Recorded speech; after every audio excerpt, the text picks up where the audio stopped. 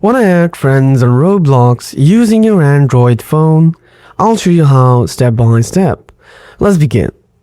First, open the Roblox app on your Android device. At the top of the screen, tap the search icon. Now type in your friend's Roblox username and tap search.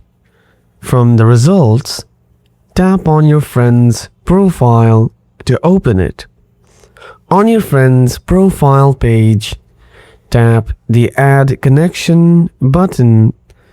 Once you tap it, a friend request will be sent. Your friend needs to accept the request for you to be connected. After that, to view friend requests, tap the More or menu icon at the bottom right corner. That's it.